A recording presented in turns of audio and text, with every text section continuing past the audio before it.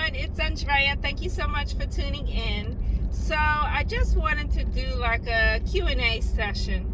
So I found that I get the same questions asked of me, so I figured why not come on and just do a quick Q&A session. So one of the questions that I get asked the most is, do I work strictly with direct companies or rather direct title companies, or do I only work with signing services? And I am here to tell you that I work with anyone who is willing to send me a check. Anyone. So I have some direct companies that contact me, but a lot of my work is still through signing services. So that's that. Now there are some signing services that I do not work with. I want to say there's probably 2 on the list, and those signing services I kind of fired because I did not feel like I should have to hassle you for my money. If you owe me money and it's been 3, 4, 5 months and I've contacted you several times, by the time I get my money, I have determined that I no longer want to work with you. So that's the great thing of being in this business, is that it's your business. You can fire companies at your leisure. So there's only 2 companies that I won't work with because of that simple fact. If I have provided stellar customer service, everything has come back perfect, it shouldn't take 3, 4 months and 4 emails for you to send my check. And I tend to be behind in my record keeping or accounting and all of that. So by the time I notice and have figured out, gone through all of my emails, gone through all of my deposits, and I can't find your check, it's long overdue. So yeah, that's that. I was speaking to someone the other day, and I mentioned Notary Go, and the guy was like, "Really, you work with Notary Go?" Sure do. Now, mind you, when the notifications come across my phone and they say $40 and $60, I do not accept those. I don't. And here's my justification for it, okay? I am a notary. It took me money to get my commission. In the state of Maryland, I have to be a title insurance producer, independent contractor. And best believe that took some money too. The class that I had to take was, I think, $300 or $400. Then I had to pass an exam. I had to pay $90 to pass the exam. Then once I passed the exam, I had to pay $90 to get them to send me my license. Then of course there's E&O insurance. That's I paid $400 a year for that. Then of course there's printer and toner and paper and gas. Gas is astronomical right now. And then there's all sorts of courses and classes that I have either had to take because the state of Maryland required it, or classes that I felt like I needed. For example, Notary 2 Pro and loan signing system, because I felt like I needed more training. So when I look at all the money that I put into my business, and you should feel the same way eventually, when you look at all the money that you put into your business, you are worth more than the $40 or the $60 that they offer. To me, if you're a new notary, then I understand that. You might just want to accept those signings to get your feet wet, to get better understandings, because maybe you're not getting signings through anyone else. I don't know. Everyone's situation is different. So I'm not knocking accepting the $40 and the $60. But at some point, when you have X amount of closings under your belt, and you have taken classes to enhance your knowledge in this field, at some point you have to look at yourself and the situation and realize you're worth more. Your services is worth more than $40 and $60. So when Notary Go sends out those notifications for $40 and $60, I do not accept them. However, I still work with Notary Go. I know that it takes them 2 months to send out their checks, but like I told you, I'm typically behind in my accounting, so I tend not to notice, but I will wait on my check. I know like clockwork, 2 months from now, Notary Go is going to send me my check, then I'm okay with that, long as I know.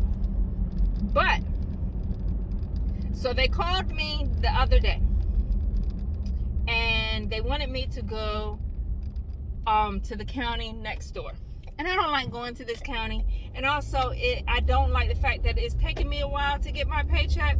So I told Notary Go that I could not go to that county any less than $175.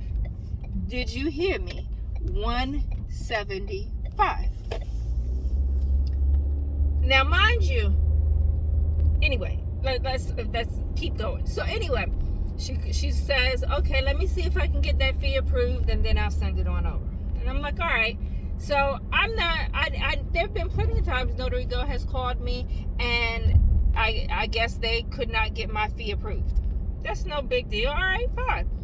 Well, she calls me, my fee is approved. All right, we're good. I get the confirmation, confirm the appointment. A few days later, I get the documents. I noticed that the documents are only like 80 pages. So for standard refinance, it's typically like on a low end 110 and on the high end 165, 75. So I put something in the portal, and I'm like, hey, I noticed that this is a small packet, but the most important documents are there. For example, the note and the deed of trust. I said I just want to make sure that this is a full packet. And no one ever responds.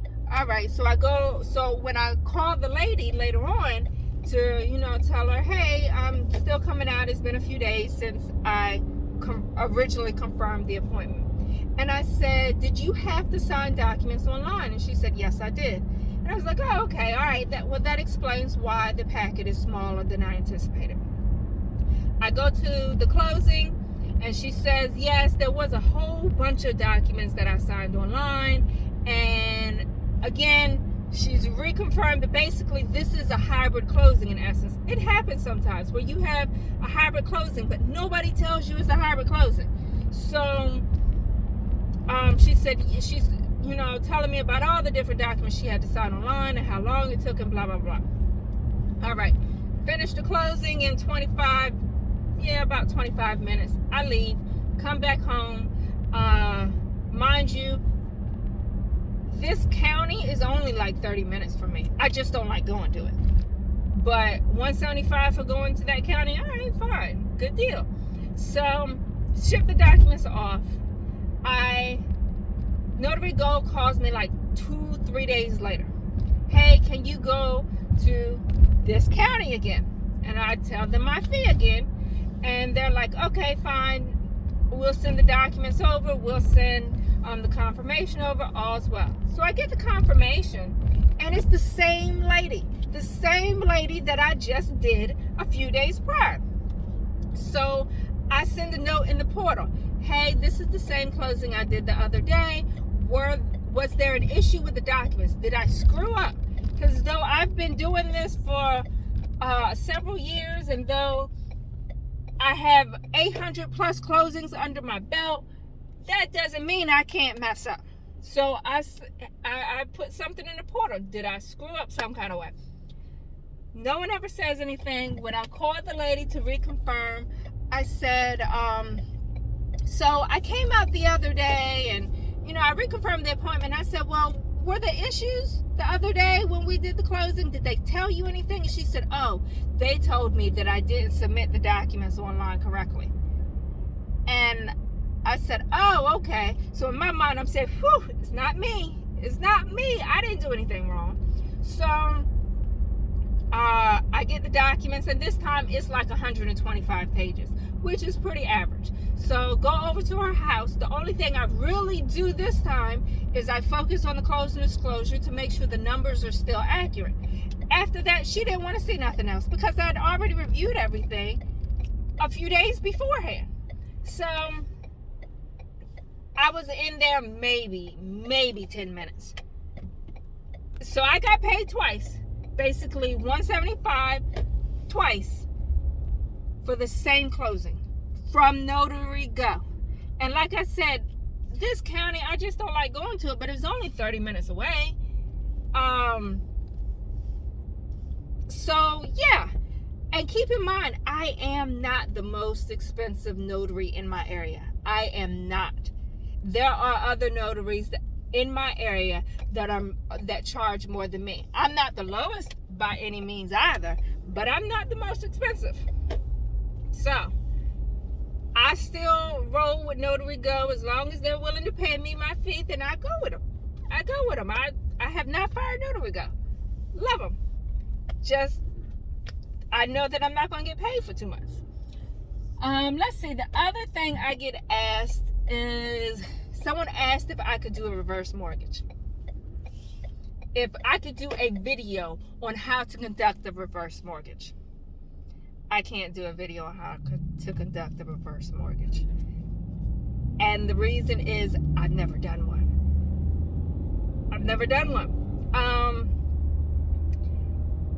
Part of the reason why I've never done a reverse mortgage, I have several reasons.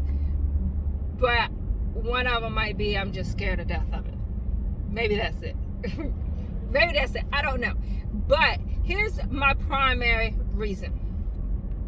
Well, here are some reasons. So I have not done a reverse mortgage because when I first started out and I would get in the notary groups, several people in the group said that they felt like doing a reverse mortgage was unethical. Once they looked at all the documents and what people were having to sign, they felt like it was unethical.